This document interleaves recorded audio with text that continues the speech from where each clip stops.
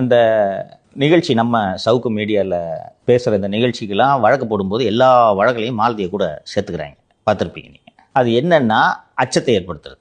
First நாள் எனக்கு summon கொடுத்தாங்க, நான் போய் ஐஸ்கிரீம் எல்லாரையும் போய் எப்படி கழுவி ஊற்றணுன்றதை பார்த்துருப்பீங்க நீங்கள். திருப்பி இவங்களுக்கு சம்மன் கொடுத்தாங்கன்னா நிலக்குலை வைக்கிறது. இந்த சத்யபிரதா சாஹூ மற்றும் சில ஐஏஎஸ் அதிகாரிகள்லாம் சேர்ந்து நடத்திய தங்க வேட்டை பற்றி ஏற்கனவே நம்ம நிகழ்ச்சியில் குறிப்பிட்டிருந்தோம். மொத்தம் 52 கிலோ என்னமோ கோல்டு.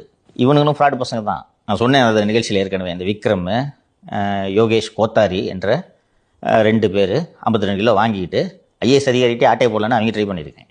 சரி, அவங்க ஏமாற்றி இருக்கிறார்கள் என்பது உண்மை என்று எடுத்துக்கொண்டாலும் நீங்கள் சட்டப்பூர்வமாக புகார் கொடுக்க முடியாது. உங்களால் லஞ்சம் வாங்கின பணத்தில் வாங்கின கோல்டு அது தூக்கிட்டு போயிட்டான். அது தெரிஞ்சு தான் எடுக்கிறான். எடுத்த உடனே ஐஸ்கிரீம் கிட்ட சொன்ன உடனே ஐஸ்கிரீமு தலைமைச் செயலாளரே சொல்கிறாரு எப்படியாவது வாங்கி தரணும் அப்படின்னு சொல்லி கூப்பிட்டு சட்டவிரோதமாக வச்சு 2 நாள் ஃப்ளவர் பசார்லையும் வேறு ஒரு ஸ்டேஷன்லையும் வச்சு விசாரிக்கிறாங்க.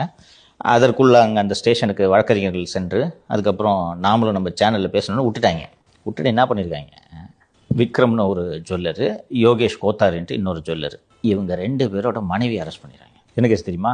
கொலை மிரட்டல். ஒன்று கொலை மிரட்டல், இன்னொன்று கஞ்சா கேஸ் வச்சு ரிமாண்ட் பண்ணிடுறாங்க. ரிமாண்டு பண்ணோன்னே விக்ரம் ஒய்ஃபை ரிமாண்டு பண்ண உடனே 40 கிலோ திருப்பி கொடுக்குறான். மீதி 12 கிலோ கொடுத்துட்றேன் என்ற அடிப்படையில் ஜாமீன் வழங்கப்படுகிறது. இந்த யோகேஷ் கோத்தாரியோட ஒய்ஃபு இது வரைக்கும் வெளியிலே வரல, இன்னும் ஜெயிலில் இருக்காங்க. என்னென்னலாம் நாட்டில் நடக்குது, என்னென்னலாம் இவங்களால் செய்ய முடியுது தெரியுதா? ஃபுட் ஆர்டர் போனால் வர்றாங்களே இந்த பசங்க ஜொமேட்டோ டெலிவரிக்கு, பார்த்தா எப்படி இருக்குது தெரியுதா? வெயிலையும் மழையிலையும் நனைஞ்சிக்கிட்டே வருவாங்க. மழை பெஞ்சிச்சுன்னா அன்றாட உணவுக்கு கஷ்டப்பட்டுக்கிட்டு வயிற்று பொழப்புக்காக இவ்வளோ வேலை செய்கிறான். 4-5 ஐஏஎஸ் அதிகாரிகள் சேர்ந்து லஞ்சம் வாங்கி அதை கோல்டாக பதுக்குறாங்க. அதை முதலீடு பண்ணுறதுக்கு நகை வியாபாரம் பண்ணுறவங்கிட்ட கொடுக்குறாங்க. அவன் அதை ஏமாத்தின உடனே லஞ்சம் வாங்கின பணம் தானே என்னமோ உழைச்சி சம்பாதிச்ச காசு மாதிரி கோவம் வருது உங்களுக்கு.